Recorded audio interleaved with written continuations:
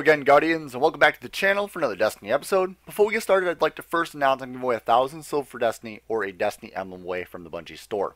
All you have to do to enter and to win for this week's giveaway is be subscribed, show your support and like the video, and leave a comment down below in reference to Destiny 2. Alongside all of this though, I'm giving away 3 copies of Destiny, 2 normal copies for any system including PC, or a Destiny 2 the Collector's Edition, also available on any system or PC. So if you want to enter in for any of this, please check the video link down in the description of this video to learn how to enter in for any of those giveaways. Alongside that, enjoy the video. To get right down to business, we're going over XUR's location and inventory review for this week. Alongside that, I'm going to tell you what you should and should not buy from XUR this week, and hopefully that information helps you out. And also, for those Year 3 players out there that are watching this series to get a little bit of a general idea of what you should buy, I hope this video helps you. For those Year 1 and Year 2 players out there that are still watching this series, thank you guys so much for the support. But alongside this, I will have to say this series will be ending once Destiny 2 is released. Once Destiny 2 is released, on the first week of Destiny 2's release, I will stop this series completely. So yeah, take note of that. And I hope all of you pre-order Destiny 2 and jump into the new world, but let's begin this video. So XUR is located over by the speaker this week, by the doors, and if we go into his inventory, we'll notice several pretty interesting exotics. We've got the Trespasser, we've got the Obsidian Mind, Knucklehead Radar, and the Immolation Fists. We've also got the Legacy Engram for the chest piece, and I will state, if you're missing a chest piece from Year 1, and you wanted to fill up your kiosk, if you're a collector, remember, for those Year 3 players out there that just started, you don't have to buy these. They're actually completely useless. But if you buy them, buy one at a time, it will guarantee you the one that you're missing pretty much 95% of the time. Alongside that, we've got weapon bundles for the Telesto and the Invective. We've also got Plasma Drive and Emerald Coil. Now, they sell 4 different types. So there's blue, green, purple, and red. The purple and red seem to be the rarest, and the blue and green seem to be the most common that XUR sells. And for those Year 3 players out there that don't know what these are, just a quick recap of what you need to do is you go to the Vanguard Quartermaster or the Crucible Quartermaster, and you can actually go and purchase sparrows. These blue sparrows or rare sparrows can be upgraded with the plasma drives or any of the drives or coils that XUR sells, and it will change the stream coming out of the engine, and it will also change that sparrow to legendary. So for any of you out there that are wondering how to get all the sparrows in your kiosk over by Amanda Holiday, that's how you do so. Next up, we've got the heavy ammo synths, 3 for 1 strange coin, 10 for 3 strange coins.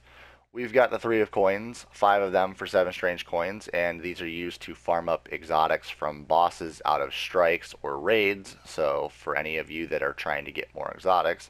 And then we've got glass needles, strange coins 3, motes of light 3, and 1 exotic shard is the cost for these. I still believe these are quite expensive for what you get out of them, so I actually highly just don't recommend buying them. I actually get them probably once a week out of doing nightfalls, so I'd probably just recommend doing nightfalls. Maybe I'm just lucky, but that just seems to be the drop rate for me. I get like 10 of them out of the nightfalls every single week. Next up, we've got exotic shard, 7 strange coins is the cost, and then we've got a mote of light, 2 strange coins is the cost of a mote of light. Now, I would not recommend buying motes of light to transfer into your factions. I would actually recommend buying heavy ammo synths, the 10 of them for 3 strange coins. Buy 100 heavy ammo synths, and that is 1 level to a faction for Future War Cult, New Monarchy, or Dead Orbit. Something to keep in reference for if you need to get to rank 25 for the record book for Age of Triumph. Now, moving on to what you should and should not buy this week. Definitely heavy ammo synths. I recommend it. If you're trying to farm up exotics from the raids or nightfalls, definitely buy some 3 of coins.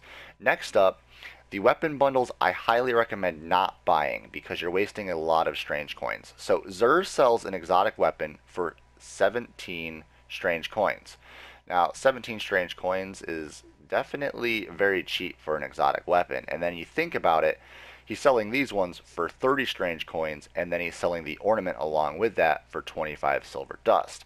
You can actually buy ornaments from the kiosk in between the Postmaster and Test Eververse Trading Company, and you can buy all those ornaments for 25 silver dust. So why would you spend the extra 13 strange coins to buy the weapon on top of that? Especially since these weapons here, XUR sells occasionally. So if you just watch and wait for XUR to sell these, you'll actually end up getting them.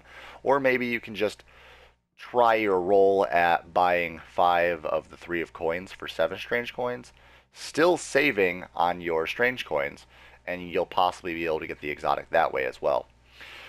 Next up, the Trespasser. Highly would recommend this. Sidearms are the meta right now. Sidearms are really good, and the Trespasser is a really good sidearm to use, especially when you get the perk off. The perk is if you get a kill and you reload right after that, it does a tremendous amount of damage by firing extra bullets. It actually fires 2 shots worth of bullets in 1 shot, making it, instead of 3, it does 6 rounds, and that bonus damage is amazing. You can actually 2-burst people with this sidearm, which is awesome. Next up, you've got the Obsidian Mind. This intellect and discipline roll is going to be a max of 61, 63, which is actually not that bad, especially for a warlock. And then Nova Bomb reduces cooldown for next Nova Bomb. Now, if you're not lucky enough to get the Ophidian Aspects, which is the gauntlets for the warlock when you're running Nova Bomb, or you're not lucky enough to get Void Fang Vestments, I'd actually recommend going and purchasing the Obsidian Mind today. It's going to help you out in your Nova Bomb cooldown, especially inside of the raids or nightfalls, and it can help you out in PvP as well. Next up, Knucklehead Radar. I would not recommend getting this exotic. I would have recommended it back in year 1, possibly the beginning of year 2, but we haven't really seen a need for this exotic since year 1. Now, there's weapons out there that you can grant the buff of being able to have your radar active while aiming, and that's the Mida Multi-Tool, or I would say several weapons out of Trials of Osiris have that exact same perk.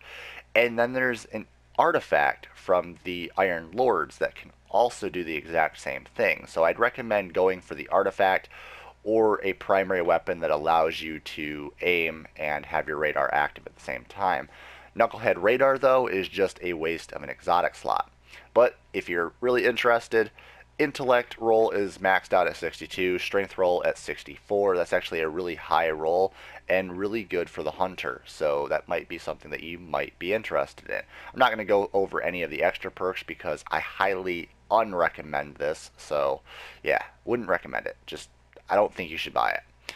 Next up, Immolation Fists. Max intellect roll at 51, strength roll at 58, grants explosive pyre. I don't really see a benefit to using this exotic compared to other exotics on your Titan. So I would actually just recommend only 2 things this week, which is going to be the Obsidian Mind and the Trespasser. Now, for the perks on this one, it is going to have Rain Blows, it's going to have Impact Induction, Pulse Rifle Reloader, and Fusion Rifle Reloader, which aren't bad at all. But the Immolation Fists, again, I don't really see a use for it. Granting explosive pyre out of the tier instead of just using the perk out of your subclass is kind of, I don't know, it's kind of really pointless to waste your exotic slot for that one perk, because that perk isn't, I mean, it isn't godlike. So yeah, something to take note. And there you have it, Guardians. That's all for this week. I hope it all helps you out, especially those Year 3 players out there wondering what you should buy from XUR this week. But for those Year 1 and Year 2 players that just stopped by to watch the videos, thank you guys so much again for the support. As always, perfect time to subscribe for daily Destiny content and daily Destiny 2 content as it arises. But I'll be keeping you all up to date with all of the news for Destiny 2's release. Thank you guys again. Stay violent. Be privileged. Oh, hi. VPG isn't here right now, but I guess you enjoyed the content. So over there is the logo you can click on. That will allow you to subscribe. More content up there, and behind the scenes daily content over here on the vlog channel. There you go. Enjoy!